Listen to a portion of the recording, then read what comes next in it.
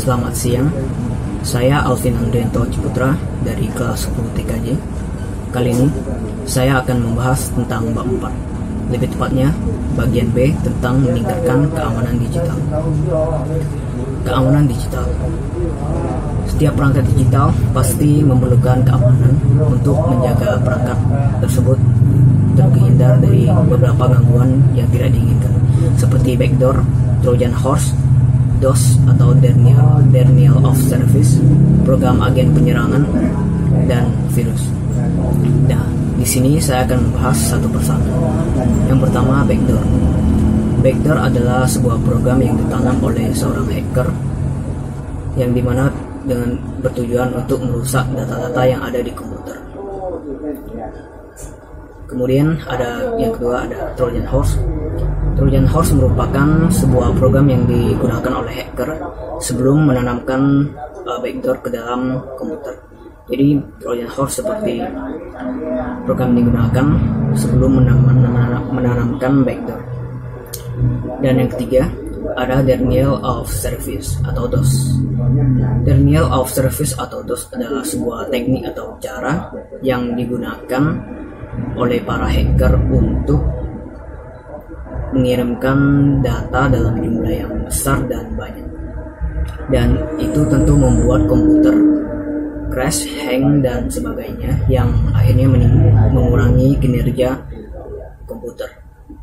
Yang keempat, program agen penyerangan. Program agen penyerangan digunakan oleh hacker sebagai perantara untuk menginfeksi komputer lainnya. Kejadian ini lebih sering terjadi pada sebuah server, karena tujuan dari program agen penyerangan rata-rata untuk menyerang server. Nah, untuk yang kelima ada virus. Virus adalah sebuah aplikasi khusus yang dibuat oleh hacker untuk menginfeksi data yang telah rusak. Jadi setelah Trojan horse menanamkan backdoor dan backdoor sudah merusak datanya, maka langkah selanjutnya yang dilakukan adalah mengirimkan virus kepada komputer tersebut, dan akhirnya membuat data tersebut hilang, rusak, dan lain-lainnya. Nah, di sini terdapat berbagai jenis virus seperti ROM, macrovirus, directory virus, memory resident virus, direct action virus, override virus, boot sector virus, polymorph virus, companion virus, multi-party virus, web scripting virus, fat virus, malicious code, email spoofing, ransomware, dan scammer. Nah, di sini saya akan menjelaskan satu persatu dari semua virus yang sudah saya sebutkan tadi. Nah, yang pertama adalah virus worm. Worm adalah jenis virus yang dapat menggandakan dirinya dengan cepat dan dalam jumlah yang banyak, seperti dengan namanya, yaitu worm, yang artinya cacing. Pada umumnya cacing bisa menggandakan dirinya, ada yang bisa menggandakan dirinya, jadi mungkin nama tersebut diambil dari itu. Yang kedua ada macrovirus, yang dimana macrovirus adalah sebuah aplikasi sebuah virus yang berbentuk aplikasi yang dibuat dengan tujuan merusak data-data. Jadi jika dalam komputer itu ada aplikasi itu adalah macrovirus, maka aplikasi itu akan merusak data-data yang ada di komputer tersebut. Nah, untuk yang ketiga ada directory virus. Dari namanya saja sudah diketahui bahwa directory itu adalah sebuah kamus atau web penyimpanan. Jadi virus ini adalah virus yang menyerang file yang ada di penyimpanan, terutama file yang berekstensi .exe. Kemudian lanjut, yang keempat adalah memory resident virus. Nah, memory resident virus adalah jenis virus yang menyerang RAM atau random access memory yang ada di komputer. Nah, jika dalam komputer kita terdapat memory resident virus, maka ia akan menyerang RAM kita terlebih dahulu, dan kemudian mungkin akan merusak data-data yang ada di RAM tersebut dan menghilangkan semua data penting yang ada di dalam RAM. Untuk kelima ada direct action virus. Direct action virus adalah jenis virus yang menyerang perangkat digital berbasis Windows dengan menginfeksi file autoexec.bat. Jadi, virus ini akan menyerang perangkat digital yang berbasis Windows, lebih tepatnya menginfeksi file yang autoexec.bat. Kemudian yang ke-7 ada override virus. Override virus merupakan jenis virus yang bisa menyamarkan dirinya dengan file yang sudah dihapus. Jadi jika ada satu file yang sudah dia hapus, dia akan menyamarkan dirinya dengan file yang sudah dia hapus tersebut. Jadi ini sangat mengganggu dan menyebalkan karena pemilik tidak akan menyadarinya kalau filenya itu sudah terhapus dan sudah digantikan dengan virus ini. Boot sector virus merupakan jenis virus yang menginfeksi area boot sector hard disk dan kemudian mereplace-nya. Jadi jika ada virus ini di dalam komputer, maka dia akan menyerang boot sector hard disk yang setelah diserangnya dia akan menggantikan posisinya tersebut. Kemudian yang ke-8 adalah polymorphic virus. Polymorphic virus merupakan jenis virus yang hampir sama dengan worm, namun dia mempunyai kemampuan yang lebih banyak daripada worm. Jika worm hanya bisa menggerakkan dirinya, maka polymorphic bisa menyembunyikan dirinya, bahkan bisa mengenkripsi susunan byte. Jadi, polymorphic merupakan virus yang berbahaya karena kemampuannya lebih banyak dari worm. Yang ke-9 ada companion virus. Companion virus merupakan jenis virus yang menduplikat file yang sudah dia infeksi. Jadi jika ada satu file, dia akan menduplikat file tersebut dengan menggunakan file extensi.com. Nah, yang ke-10 ada multi-partite virus. Nah, multi-partite virus merupakan jenis virus yang menyerang untuk sektor dan semua file program dalam sebuah komputer tersebut. Nah, untuk yang nomor 11 ada web scripting virus.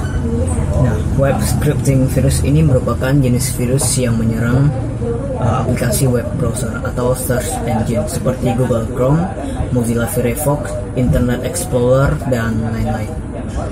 Dan tujuannya itu adalah mencuri informasi dari website itu. Kemudian ada fat virus atau fat virus merupakan jenis virus yang menyerang semua file yang berada dalam partisi fat atau kepanjangannya file allocation table.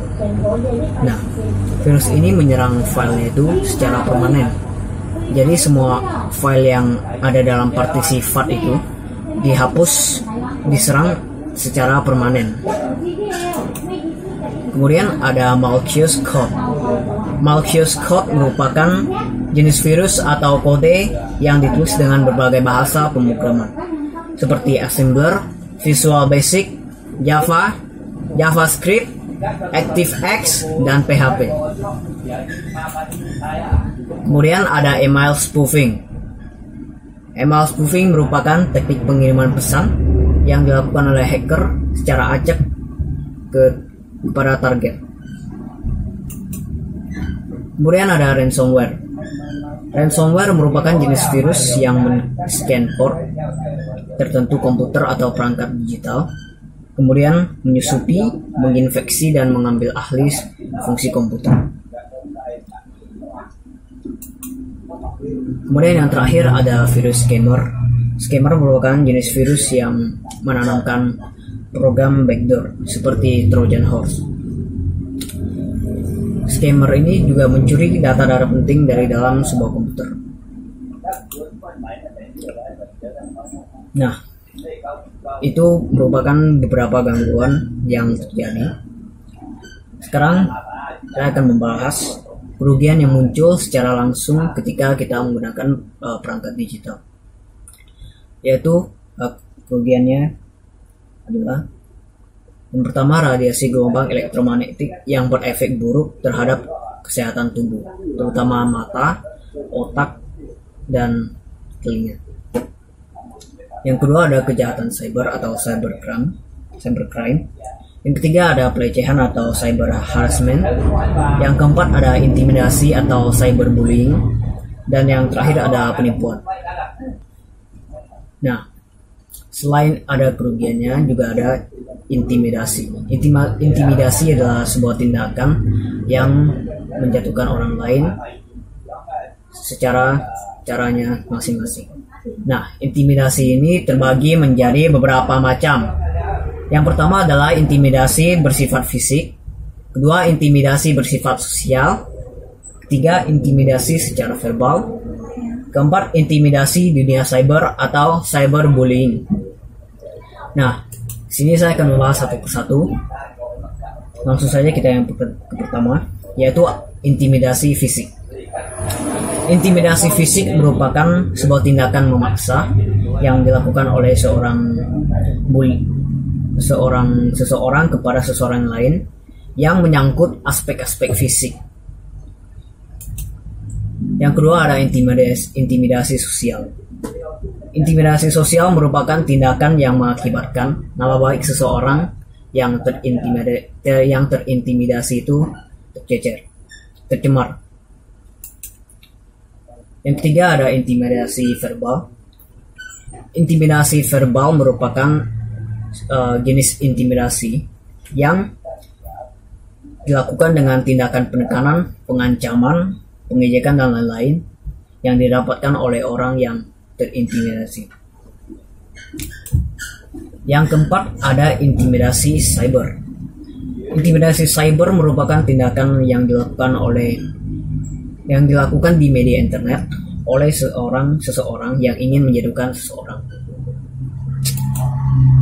Nah, selain tadi para jenis-jenis intimidasi, juga ada cara untuk menghindari gangguan. Nah, cara ini dibagi menjadi dua macam. Yang pertama adalah di bidang teknologi informasi. Nah, yang kedua ada perbaikan kualitas sumber daya manusia. Nah, untuk bidang teknologi informasinya, yang bisa dilakukan untuk menghindari gangguan tersebut adalah yang pertama, usahakan rajin untuk mengupgrade sistem operasi, aplikasi program antivirus di situs resmi pengembang atau developernya. Nah, yang kedua, membuat paspor yang dengan kombinasi yang baik supaya tidak mudah ditebak oleh hacker.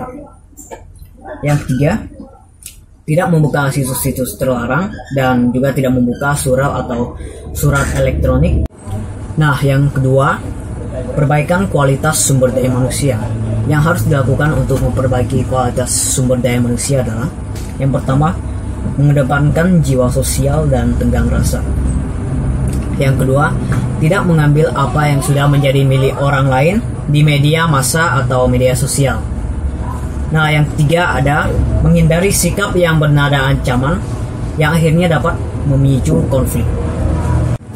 Nah, untuk mengunggah data atau informasi ke dunia maya atau media sosial, kita perlu menggunakan pedoman fakta atau F adalah faktual, A asli, K kesantunan, T tenggang rasa, dan A analis. Jadi saya akan membahas satu persatu dari pedoman fakta tersebut. Kita mulai dari faktual. Nah, faktual di sini adalah data atau informasi yang disampaikan harus sesuai kenyataan atau bisa dibilang tidak dibuat-buat agar terhindar dari fitnah. Nah, yang kedua itu adalah asli. Asli adalah di sini informasi yang disampaikan itu dapat didapatkan secara langsung maupun dibagikan secara langsung ke manapun.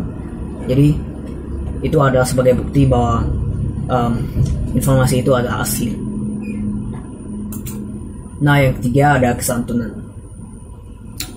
Dalam media massa tentunya kesantunan harus dijaga, terutama tata bahasa yang digunakan haruslah sopan, baik, santun, dan tidak menyinggung pihak manapun.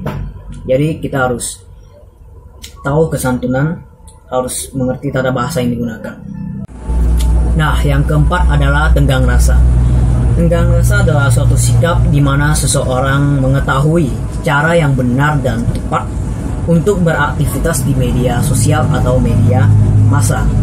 Jadi bisa bilang kita itu harus tahu diri dalam beraktivitas dunia massa seperti di dunia normal kita.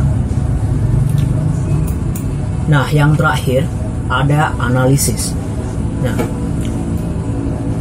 analisis merupakan sikap yang harus ditanami agar kita tidak terjebak atau terganggu oleh gangguan yang sudah saya sebutkan tadi dari awal.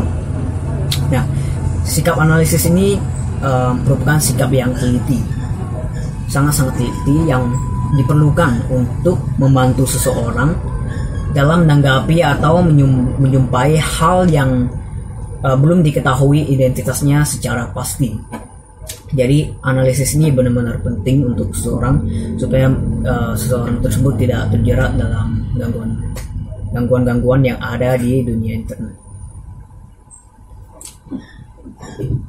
Jadi sekian dari saya. Nama saya Alvin Andrianto Ciputra dari kelas 10 TKJ. Terima kasih dan selamat siang.